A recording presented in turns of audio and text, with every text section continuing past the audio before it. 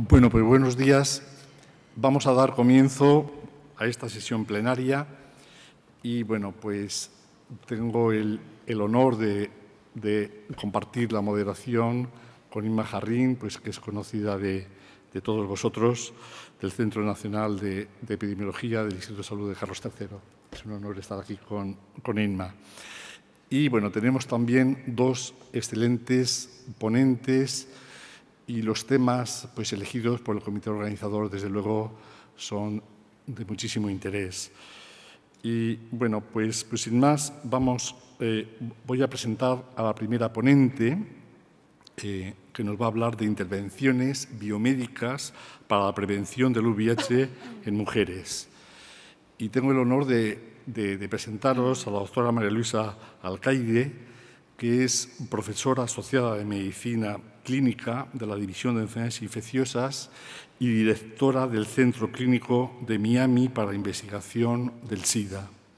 Es directora también de la Unidad de Investigación de Enfermedades Infecciosas de la Facultad de Medicina de la Universidad de Miami.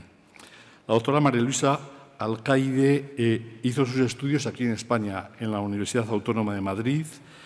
Terminó en el año 1997 y después hizo la residencia de Medicina de Familia, la hizo en el Hospital 12 de Octubre y tuvimos la suerte de conocerla cuando rotó con nosotros en nuestra unidad en el año 2000.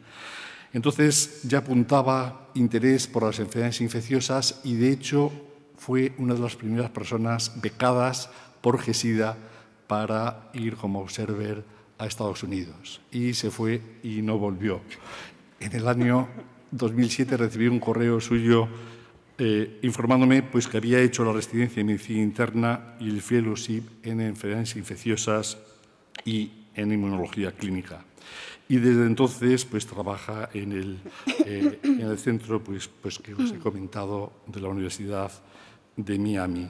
Tiene numerosas publicaciones María Luisa y entre sus líneas de investigación cabe destacar sobre todo estudios con participación de la comunidad sobre la vulnerabilidad del VIH en poblaciones prioritarias, incluyendo fundamentalmente a mujeres y niñas en Zambia.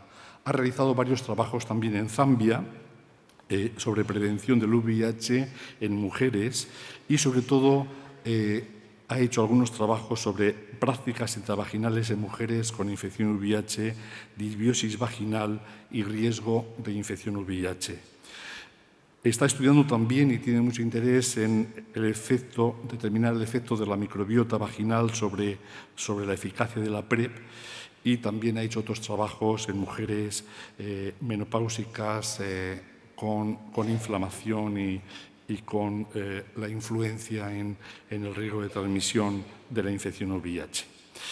Es una mujer comprometida, es una mujer pues, con una gran ilusión y comprometida sobre todo pues, con prevenir la infección VIH en las mujeres que, bueno, pues, los datos de ONUSIDA pues no dejan de ser muy preocupantes. En el último informe, ONUSIDA dice que hay alrededor de 7.000 mujeres jóvenes entre 15 y 24 años que contraen la infección por VIH y, concretamente, en el África subsahariana las tasas, la incidencia de infección VIH en mujeres jóvenes no dejan de ser muy preocupantes.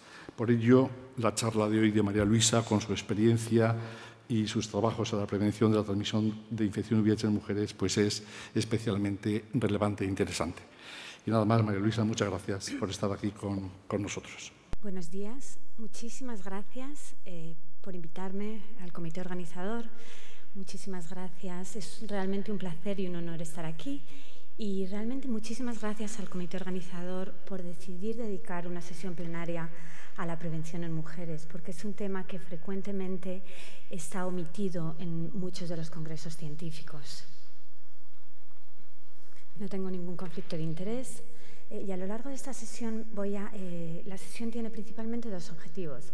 El objetivo principal es revisar los factores socioculturales y biológicos que aumentan la vulnerabilidad de la mujer para contraer el VIH. Y el segundo es revisar el estado del arte en la prevención biomédica del VIH en la mujer, principalmente enfocándome en la PrEP. Y Rafael ha ilustrado brevemente por qué nos enfocamos en la mujer. La mujer es un grupo único y hay que tener en cuenta que las mujeres actualmente representan la mitad de la población mundial con VIH. Las tasas en la mayoría de los países son alrededor del 30%, pero hay muchos países en los que de la población infectada con VIH más del 50% son mujeres. Y en concreto en el África subsahariana las mujeres representan hasta el 65% de la población que vive con VIH. La prevalencia de VIH en adolescentes y mujeres jóvenes es la más alta y está aumentando en el África subsahariana. Yo trabajo sobre todo en Sudáfrica y en Zambia, que son países, como podéis ver en la figura, donde las tasas de mujeres infectadas con VIH de 15 a 24 años son hasta 8 veces mayores que las tasas en los hombres, y el número de infecciones en mujeres y niñas está aumentando dramáticamente.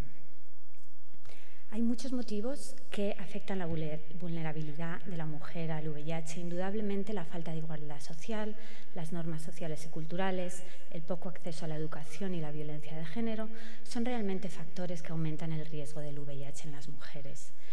Nosotros realizamos un estudio en Zambia en el 2016 y los resultados que voy a ilustrar no son diferentes de otros estudios que se han realizado en otros países del África subsahariana. Zambia es un país en el que hay determinadas zonas en las que la prevalencia de VIH en las mujeres es muy alta y, por ejemplo, en mujeres embarazadas puede llegar hasta el 30%. Realizamos un estudio cualitativo con gran participación de la comunidad, muchos grupos con mujeres, con niños, con hombres, con niñas, con líderes de la comunidad, incluso con líderes de instituciones religiosas. Entrevistamos en todo el país a más de 800 personas entre las 3 provincias principales y realmente vimos muy claramente que las normas culturales y sociales se caracterizaban por lo siguiente: se caracterizaban principalmente por el dominio del hombre en la sociedad y en las relaciones de pareja. Se caracterizaban porque favorecían las relaciones sexuales intergeneracionales, es decir, el sexo de niñas con hombres mayores, los matrimonios con niñas, el intercambio de sexo por bienes materiales, sobre todo a nivel de niñas, por la educación, por dinero, por transporte y la incapacidad para negociar el uso de condones. Aquí ilustro algunas de las citas del gran número de personas y grupos que entrevistamos. La primera es una niña, una chica adolescente de un grupo que hicimos de 15 a 19 años que decía early marriage is contributing to HIV because girls is forced to get married to an old man because they want to be rich. La siguiente es de un hombre de 15 años en una escuela primaria. Las escuelas primarias son pues donde reciben la educación primaria, y que decía poverty can, especially with girls being envious and wanting to have nice clothes, may start sleeping with men so they can buy what her friends have. Y las últimas realmente ilustran la dificultad de la mujer para negociar el uso de condones, y son 2 citas que fueron reflejadas por miembros de comunidades religiosas. La primera dice, a huge challenge in our community on condom use. It's believed that, for example, if a woman carries a condom in her bag or purse, then they are considered promiscuous, or if one asks to use a condom, is considered to be promiscuous. O la segunda que dice, boys have more on condom usage. Women really have nothing to say.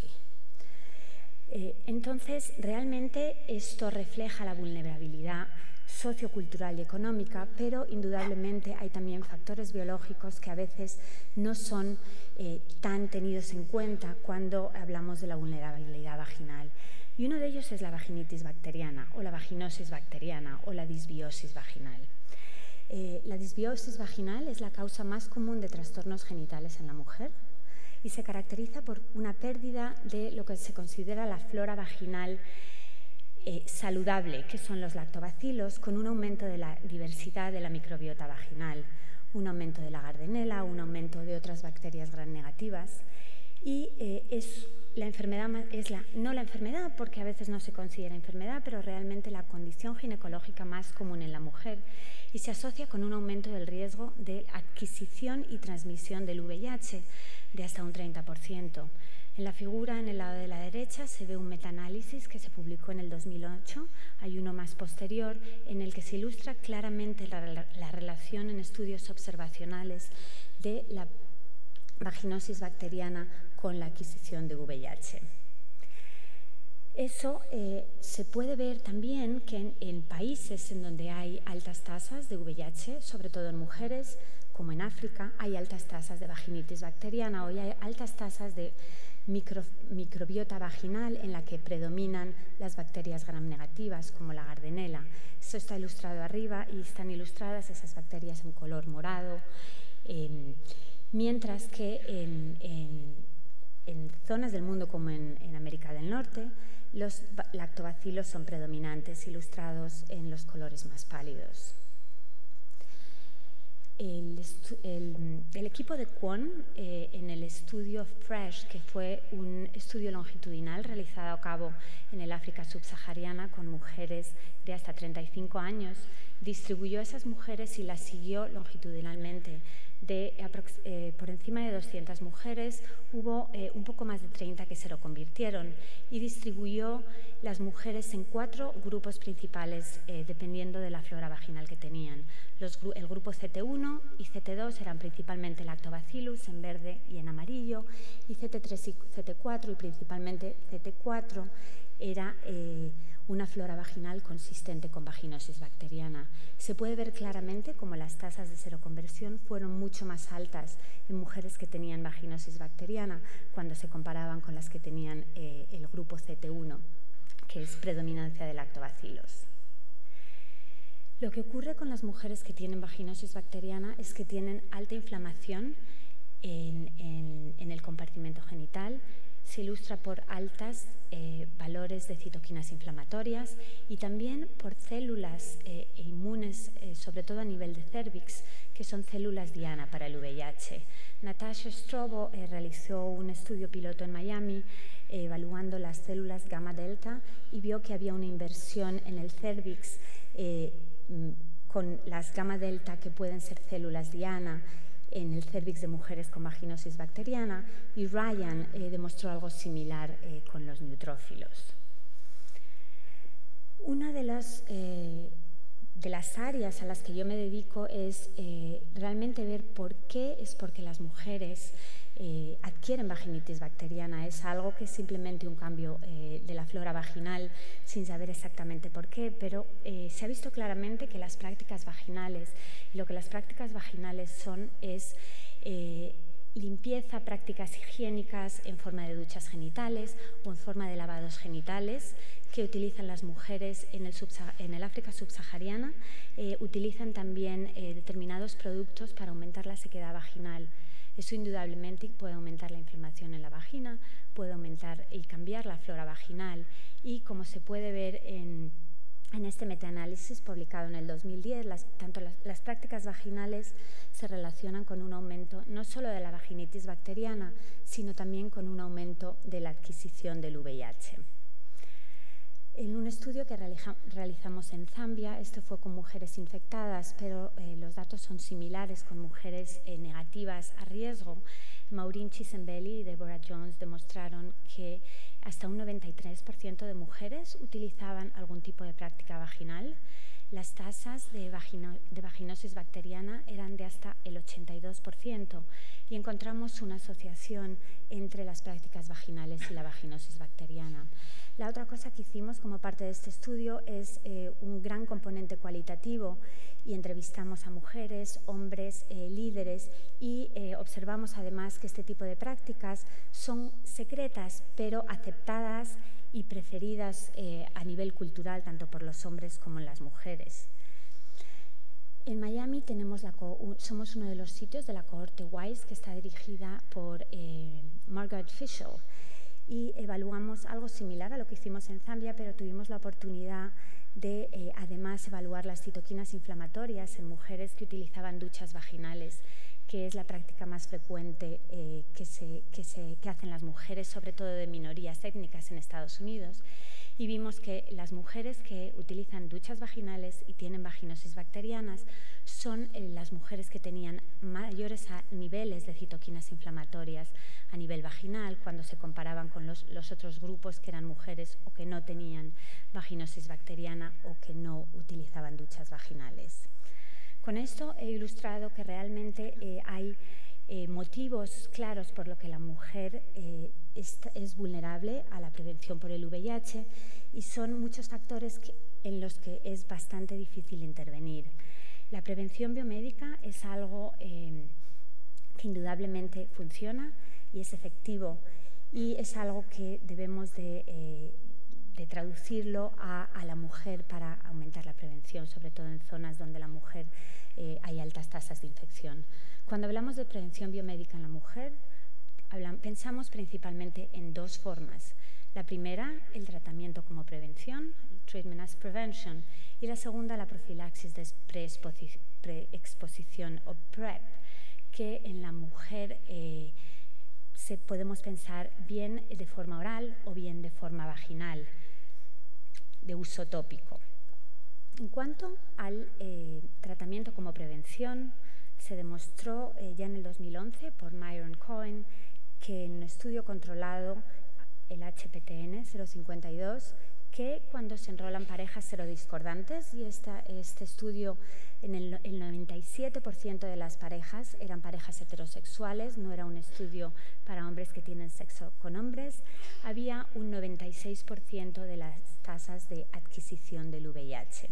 Esto fue un estudio controlado, pero se siguió con el Partner Study, que creo que también tenía sitios en España. Fue un estudio realizado en Europa, donde se siguieron más de 1000 parejas serodiscordantes.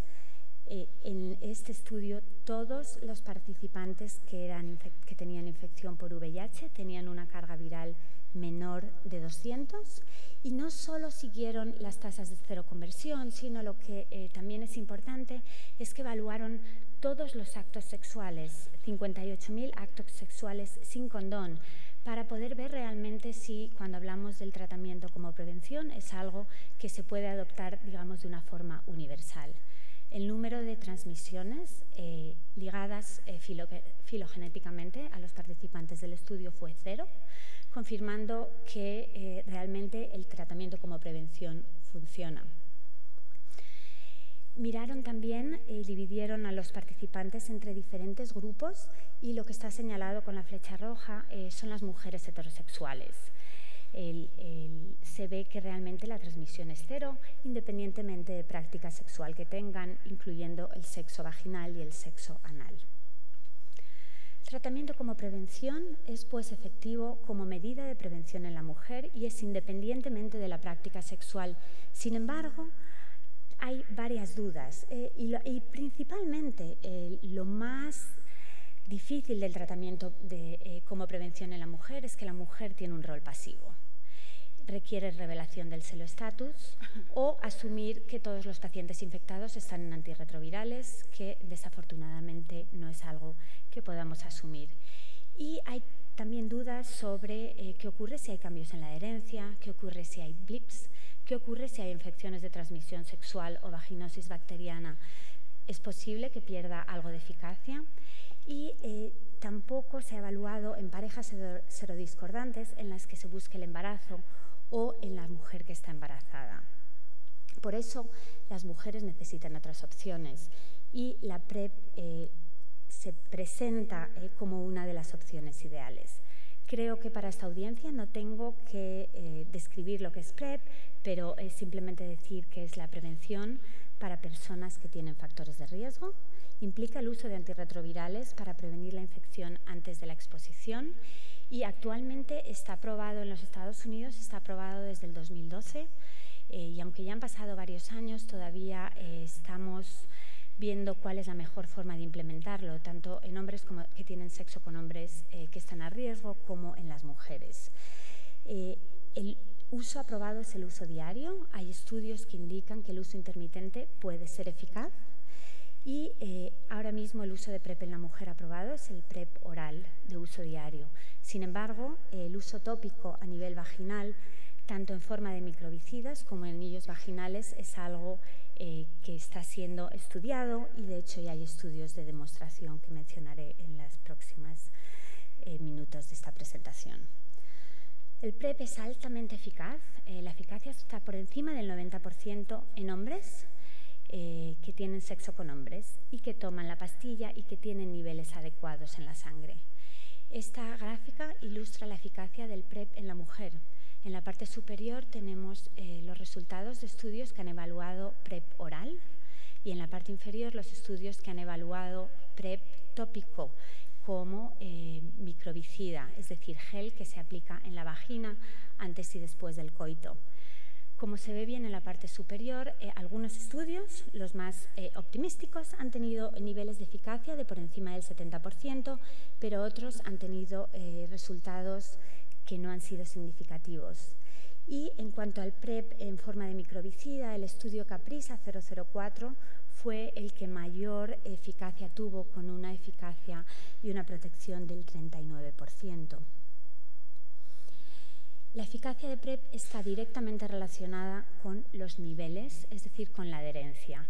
Y aquí se ilustran los estudios de PrEP y, como se puede ver, a mayor adherencia hay mayor protección.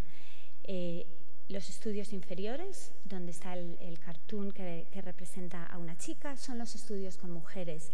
Y se ha atribuido a que el PrEP no ha sido eficaz en la mujer por la baja adherencia, lo cual puede ser posible, pero sin embargo es posible que haya factores vaginales que también, factores biológicos que también tengan algo que ver con la disminución de la eficacia del PrEP en la mujer. Eso se ilustró en el estudio Caprisa 004, fue el primer estudio del gel de tenofovir que tuvo resultados satisfactorios. Era un gel aplicado antes y después del coito y la disminución o la protección fue de un 39%. Cuando se dividieron las mujeres participantes en las que tenían alta adherencia y las que tenían baja adherencia, se vio que las que tenían alta adherencia tenían una protección de hasta el 54%. Nikki Klatt de la Universidad de Miami estudió las muestras de Caprisa y las separó dependiendo de la flora vaginal que existía y las dividió en dos grupos. El grupo de lactobacillus, que predominaban los lactobacillus, y el grupo en el que no predominaban los lactobacillus. Y interesante porque cuando se separaron esos dos grupos de mujeres, en las mujeres que tenían una predominancia de lactobacillus, la protección del gel de tenofovir llegaba a ser del 61%, mientras que en las que la flora vaginal no tenía predominancia de lactobacillus era solo del 18%. También lo que hizo en muestras de Caprisa ilustradas a la derecha es evaluar la degradación del tenofovir por la Gardnerella y, como se ve bien en la muestra en la línea roja, los niveles de tenofovir disminuían dramáticamente en presencia de Gardnerella.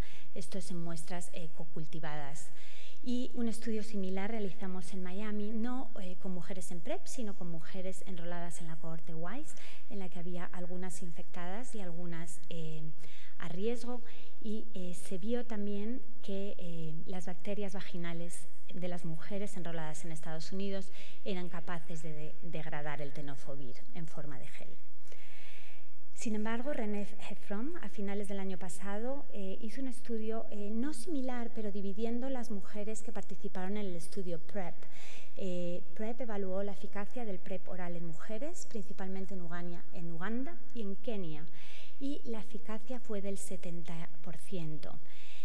Se lo convirtieron 45 mujeres y en este estudio se observó que los niveles de adherencia eran muy altos, confirmados no solo con la adherencia reportada, sino también con los niveles detectables en sangre, de hasta un 84%. La prevalencia de vaginosis bacteriana era alta, un 36%, y cuando separó los grupos en mujeres que tenían flora normal y las mujeres que tenían vaginosis bacteriana, realmente no hubo diferencia. las mujeres con flora normal tenían una protección de un 77%, mientras las que tenían vaginosis bacteriana de un 73%.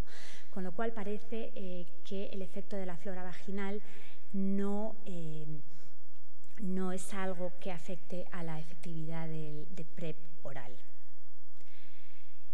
A nivel de PrEP vaginal, lo que ahora está en estudio de estado de fase de demostración es el anillo vaginal.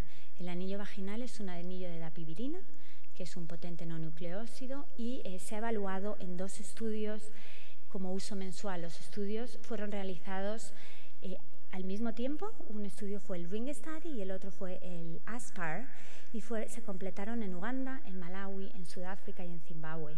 La reducción global fue aproximadamente del 30%, pero como se ve en la tabla de abajo, en las mujeres jóvenes menores de 21 años realmente no había protección, mientras que en las mujeres mayores de 21 años la protección llegaba hasta el 56%, ilustrando las dificultades de controlar nuevas infecciones en las niñas y en las mujeres, en las adolescentes y mujeres jóvenes.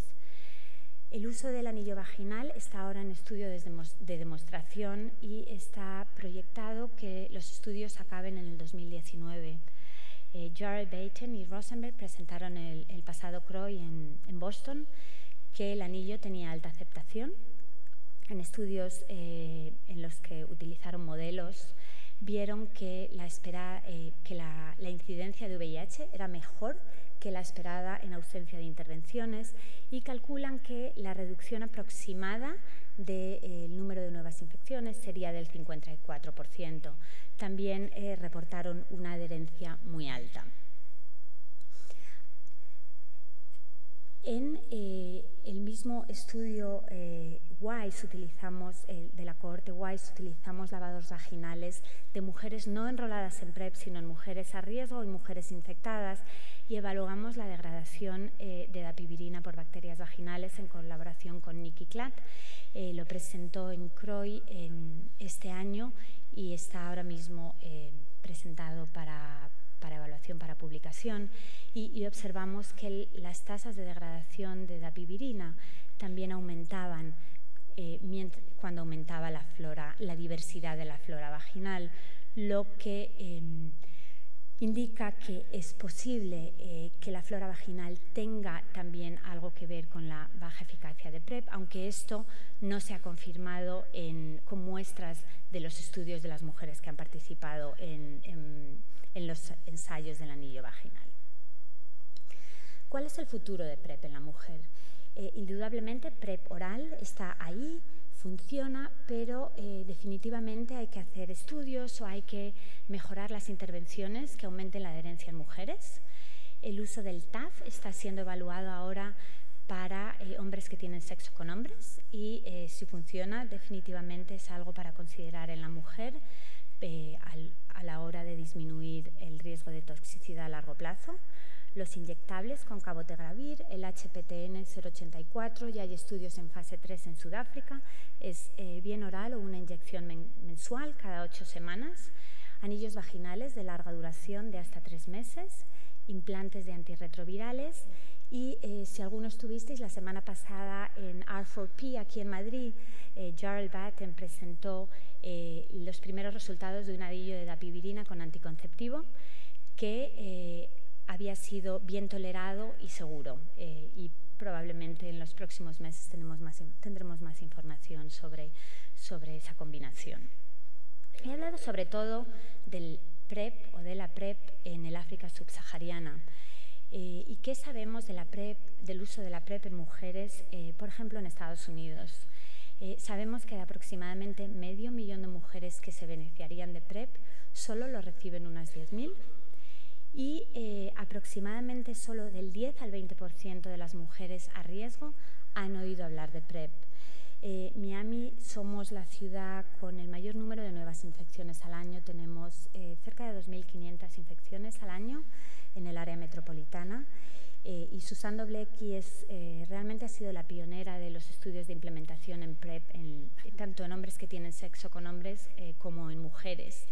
Ha realizado bastantes estudios cualitativos, reuniéndose con mujeres a riesgo a las que se les ha dado información sobre PrEP, y lo que ha observado es que las mujeres a riesgo, cuando aprenden de PrEP, se encuentran frustradas por la falta de conocimiento, no solo de las personas a riesgo, sino también de los profesionales. También se encuentran frustradas por la poca disponibilidad de PrEP. Los mensajes de PrEP y los programas de implementación realmente están enfocados a hombres que tienen sexo con hombres, con lo cual las mujeres no se identifican con esos programas. Y para concluir, simplemente resaltar que las adolescentes y mujeres jóvenes, sobre todo en el África subsahariana, representan una población altamente vulnerable a la infección por VIH. Las normas socioculturales contribuyen a un aumento del riesgo de VIH en las mujeres. La vaginosis bacteriana contribuye definitivamente a la adquisición del VIH por vía vaginal y también puede estar implicada en la eficacia de los métodos de prevención.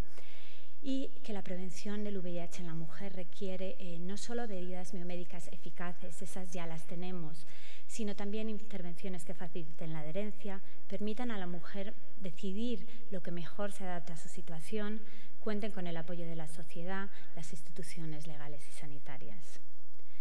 Para concluir, quería agradecer principalmente a mi equipo en la Universidad de Miami y en la Universidad de Zambia, sin los que estos estudios no se hubieran podido realizar. En Miami a Deborah Jones y Margaret Fisher, que realmente me han enseñado que para trabajar en prevención y realmente en cualquier tema relacionado con el VIH es imprescindible tener colaboraciones interdisciplinares. Mi jefe, Mario Stevenson, que me deja dedicarme a esto.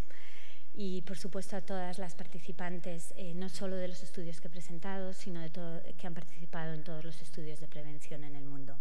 Y a las organizaciones que me patrocinan, principalmente el NIH.